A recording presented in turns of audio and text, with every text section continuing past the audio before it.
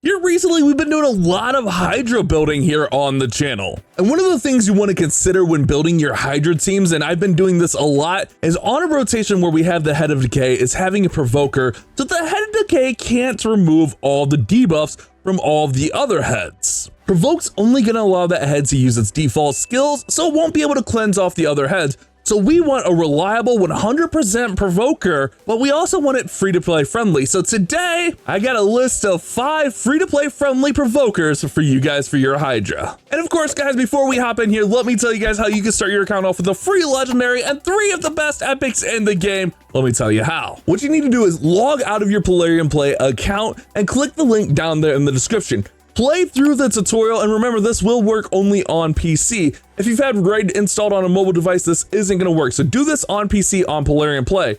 After completing the tutorial, your new starter Narba will be in your inbox, and then at level 10 you're going to get Annex, at level 20 you're going to get Ugo, and at level 30 you're going to get Mausoleum Mage. This is a great way to start off any new account, so click that link down there in the description and follow those steps to get started. And just a quick sidebar, since we are targeting Hydra and free to play with this, some of these provokers might be single target, but that's okay because we're only targeting that one head at any given time. Let's start with an honorable mention here of Drexthar Blood Twin.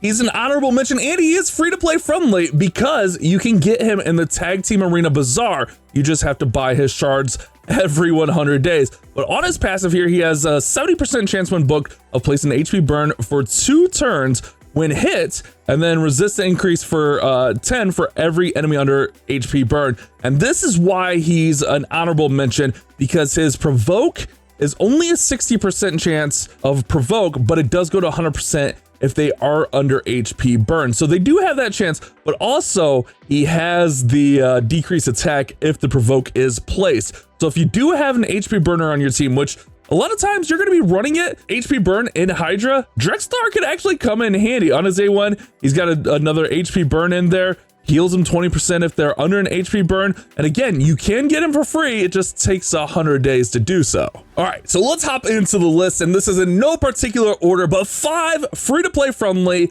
provokers.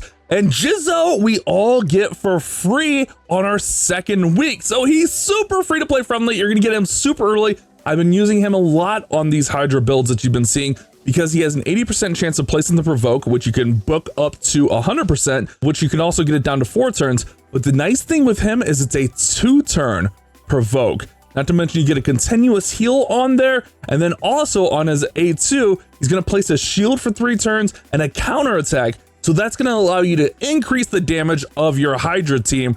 I like him a lot, especially as a free-to-play team. He also has attacked one enemy 2 times, which isn't amazing, but his A1 and A2 stack up pretty nicely, especially you get this down to a 4-turn, and he's got a 2-turn provoke on there. It works out really, really nicely. Plus, we all get him really early in the game. If you've been watching along here on my account, even Les's account that I've been taking over, we've been using him quite a bit. You see, we got him built up, and it doesn't really take a ton to go up against normal Hydra. Jizo works out really great free-to-play provoker option. Now for the rest of these, except for one, you are gonna have to pull shards to get them, but I'm not gonna put any legendaries on the list to make this more free-to-play friendly. If you are so lucky as to get the epic Duck the Pierced, he can be a great Hydra champion. He can actually be used in a lot of places. On his A3, he's gonna place a provoke for 1 turn on the enemy target. Also has a 75% chance of placing a provoke debuff on 2 random enemies. We don't really worry about that for Hydra, we just want the provoke on there. But also places a 30% reflect damage on him and an unkillable buff on this champion. This is okay, but also sometimes it can get you in trouble having that unkillable if the Head of Mischief is in there stealing that unkillable. So you do need to be careful with Duck the Pierce, but I like him a lot with that provoke in there. Not to mention the reflect damage can help out, but also on his A2, he's got attacks all enemies, 75% chance of placing decreased attack for 2 turns, and 75% chance of placing decreased defense for 2 turns on each critical hit. And you can get those both up to a 100% chance here. Yeah, you get the decreased attack, you get decreased defense on all enemies. So that's going to allow you to get more damage out. And then on the A1, you can get a decreased accuracy in there as well. But these A2, the A3, but the one thing I don't like about Duck is that unkillable sometimes get you in trouble. If it gets stolen and then it gets spread around, it can be a little bit of an issue for you. So that's something to keep in mind with him, but he is a really great provoker option that is more free to play friendly. Next up, we have Skuramis. Hopefully I said that right. He's a provoker, but also has an HP aura as well in all battles, which kind of comes in handy. Again, another epic champion here, but on his A3, 75% chance of placing provoke on all enemies. We only need it on the one, but also he's going to place a counterattack and continuous heal on himself for 2 turns. So that's going to allow you to increase that damage and allow him to heal. Now you do need to book that up a lot. You can get it down to a 3-turn provoke, 3-turn refresh on the provoke, which is pretty nice. But I like the counterattack. I like the continuous heal a lot on him. Not to mention on the A2, he's got an attack all enemies, decreases the duration of their buffs by 1 turn. So that's a really nice thing. 60% chance of placing a 50% decrease attack for 2 turns and fills his turn meter by 10% for each buff that has its duration decrease. So I like that A2 quite a bit, especially against the Hydra. On the A1, it's all right. 15% is still in turn meter, but that doesn't really work on Hydra. 20% is stun, we don't really worry about that. He also scales on HP, so his damage scales on HP, so you can kind of build him for survivability. I like this one quite a bit. I personally haven't tested him in Hydra, but I came across him and I was like, oh, I like that kit quite a bit for a Hydra build. Our 4th free-to-play friendly provoker is going to be Umbreal Enchantress. She can be really, really nice. Again, another epic out of the demon spawns here on the A3. Attacks all enemies, 80% chance of placing a provoke. Book that up to 100% chance with 4 books for 2 turns. So it's a 2-turn provoke, but on a 5-turn cooldown, so essentially it's like 3 turns. Also places unkillable on this champion for 2 turns, places block active skills on this champion for 5 turns, and the block active skills cannot be resisted. Does get the unkillable in there, which again, you have to be careful with, like Duck, but I like this, the provoke being there for 2 turns. It will have an extra 3-turn cooldown after those 2 turns, so it's 5 turns total. The cooldown's a little bit rough, but a 2-turn provoke is really nice, especially if you can time that up right.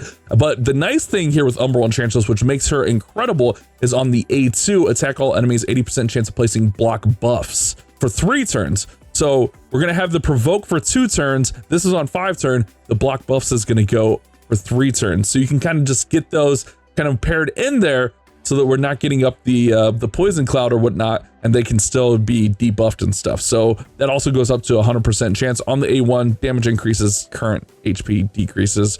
We're not worried about that. We're worried about the buffing and the debuffing that she provides. Unkillable, sketchy, again, but the block buffs, the provoke, I like Umbreal Enchantress a lot. I was using her on my main team for a while until I found better options, but Umbreal Enchantress is a great free-to-play option for provoker for Hydra. And before we get to the 5th and final one, I have one more honorable mention, a more recent champion here, Visthe the Cackler. I almost put Frenzy here on the list. The Void makes Frenzy a little bit tough. Was part of a fusion, I believe, not too long ago. But on the passive, increases champion's defense by 2% for each HP burn debuff activated on enemies, up to 20%. So you can get 20% on the defense, which is nice. And that's going to pair in with Frenzy's other skills. But on the A3, 75% chance of placing provoke for 1 turn. That goes up to 100%. Places an increased defense on this champion for 2 turns. And then attacks 3 times at random. 75% chance of placing an HP burn. Fills the turn meter for each HP burn place. I wish that was attacks everyone. That's why Frenzy is an honorable mention, but honestly, Frenzy is like borderline on the list there. Frenzy might even be our 6th champion, and then HP burn on the A1. I just wish this was an AoE HP burn instead of 3 times at random. I hate the at random. If that was AoE, man, Frenzy would be so much higher, so much better. But still, you get the provoke. The one downside, even if you do get this down, it's still going to be 4 turns on the cooldown. So it is a long cooldown for a 1-turn debuff, and that's another part of why we have Frenzy as an honorable mention. And our final free-to-play provoker that's going to help you in Hydra is Visthe Unbode. And yes, I know I said we were trying to stay clear of legendaries, but you do get Visthes for free after logging in for 270 days. So if you're committed to playing Raid, you'll eventually get Visthes for free. You just have to log in every single day. Legendary from the Dark Elves, increases defense and faction crypts. That's not amazing. But on the A3, attacks all enemies, places provoke for 1 turn, places a shield on this champion equal to 20% of their match HP for 2 turns. You can book that down to 3 turns with just 1 book. That's what I like there. 3 turns with 1 book is really nice. On the A2, attacks all enemies 75% chance placing decreased speed, and then places ally protection on all allies except for herself, which is really, really nice. You can also get that up to 100% on the decreased speed. Then on the A1, attacks one enemy 2 times, 80% chance of decrease in turn meter, which we're not really worried about that. The provoke is really nice with the shield. It's going to give her some longevity in there. And then the decreased speed is going to be really, really nice in there. Again, doesn't seem like she's a free-to-play option, but technically you can get her for free if you log into Raid Shadow Legends for 270 days. So let me know what you guys think of this list. What should we do next?